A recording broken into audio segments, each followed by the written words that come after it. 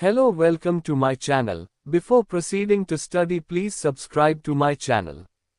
Today, we will explore the fascinating world of object-oriented software engineering. We'll dive into key concepts like object-oriented analysis, conventional VSOO analysis approach, requirement analysis. Let's get started. Slide 1, Object-Oriented Analysis OOA Introduction. Hello everyone, today we begin with Object-Oriented Analysis, or OOA, an essential part of object-oriented software engineering. Object-oriented analysis focuses on identifying the real-world entities, which we call objects, that the system must deal with. Instead of focusing only on data or functions separately, OOA looks at both combined in objects. First, we have objects, which are real-world things having state, data, and behavior, functions. For example, a student in a university system. Classes are templates to create objects. For example, student is a class, and John or Sarah would be objects of that class. Encapsulation means hiding data and providing access only through methods. This helps protect the system's data integrity. Abstraction allows us to focus on essential aspects and hide unnecessary details. Think of driving a car. You only need to know how to operate it, not its engine workings. Inheritance allows one class to inherit properties of another, making code reusable. Like a teacher class inheriting properties from a person class. Polymorphism enables one interface to serve many implementations. For instance, a draw function that can draw both a circle and a rectangle depending on the object. Relationships show how objects connect or interact, like a library object linked to many book objects.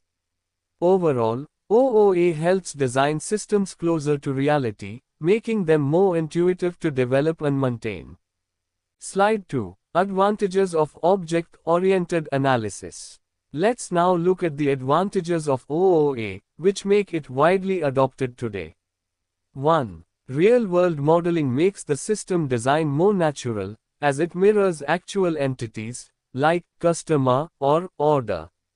2. It improves understanding for developers and stakeholders because objects are easier to conceptualize than abstract functions.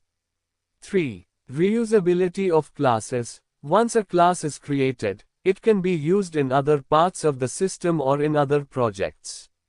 4. Modularity makes systems easier to develop in parts.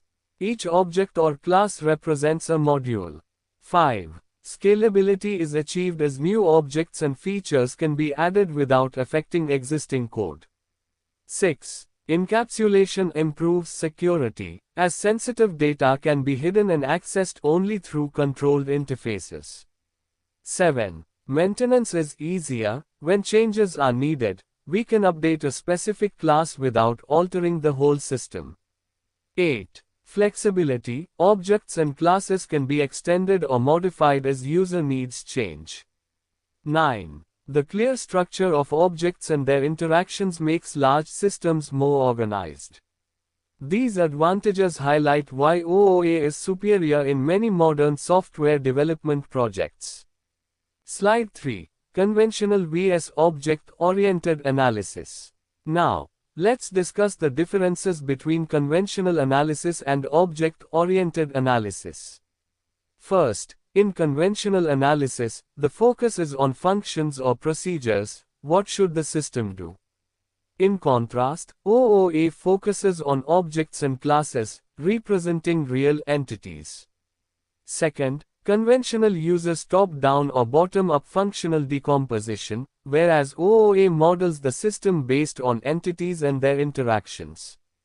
Third, in conventional analysis, data and functions are handled separately. But in OOA, data and behavior are bundled together in objects. That's encapsulation. Fourth, conventional modularity means dividing the system into functions or procedures. OOA uses classes and objects as modular units, making it more intuitive and reusable. Fifth, conventional analysis has low reusability, while OOA promotes high reusability through inheritance and polymorphism. Sixth, conventional systems are harder to maintain, because a change in one function may affect many others. OOA's modular objects make maintenance simpler. Seventh, security is less emphasized in conventional systems, but OOA uses encapsulation to protect data. 8. For complex systems, conventional analysis struggles to handle complexity, while OOA models this complexity more naturally using objects. Lastly, as an example, a payroll system in conventional analysis would focus on salary calculation functions, but in OOA, we would define objects like employee, salary, department, and model their interactions. So, OOA is much better suited for large and complex systems due to its real-world modeling and flexibility. Slide 4. Requirement Analysis Introduction. Next, we move to requirement analysis, which is one of the first and most important steps in software development. Requirement analysis is about understanding exactly what the users need from the system. If we don't gather correct requirements, we will end up building the wrong system, wasting time and money. We identify functional requirements, what the system must do, like book a ticket. And non-functional requirements, how the system should perform, like respond within 2 seconds. Stakeholders are everyone affected by the system: users, administrators, developers, etc. To gather requirements, we use requirement elicitation techniques like interviews, surveys, and observations. Once gathered, we analyze them in the requirement analysis phase. We check if they are clear, complete, and feasible. We then document them properly, usually in a software requirement specification (SRS) document, to avoid misunderstandings. Finally, requirement validation ensures these documented needs are correct and agreed upon by stakeholders. For example, in a library system, a functional requirement could be, issue a book to a student, while a non-functional requirement could be, system should handle 500 users simultaneously. Requirement analysis sets the foundation for all further development activities. Slide 5. Advantages and disadvantages of requirement analysis. Let's now discuss both the advantages and disadvantages of requirement analysis.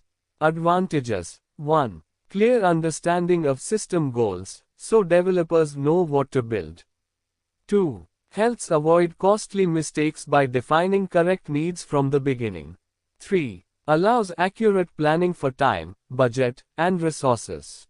4. Improves communication among stakeholders, reducing confusion. 5. Identifies constraints early, like technology or budget limits. 6. Provides a baseline for system testing, to check if goals are met. 7. Ensures user satisfaction by focusing on their needs. 8. Helps identify potential risks early. 9. Acts as a formal agreement or contract between users and developers. Disadvantages. 1. Time consuming, especially for complex projects. 2. Needs skilled analysts, which may be costly. 3. Changing requirements can disrupt plans. 4. Misunderstandings may happen if users are unclear about their needs. 5. Poor analysis can lead to huge rework costs later. 6. Hard to capture all requirements in large projects. 7. Over-documentation might slow down progress. 8. Continuous user involvement is needed, which may not always be possible. 9. Ambiguity in requirement definition can cause development issues. So while requirement analysis is critical, it must be handled properly to avoid its challenges. Slide 6. Summary of object-oriented analysis and requirement analysis. Finally, let's quickly summarize what we've learned. OOA helps analyze and design systems using real-world objects, making development more natural and efficient.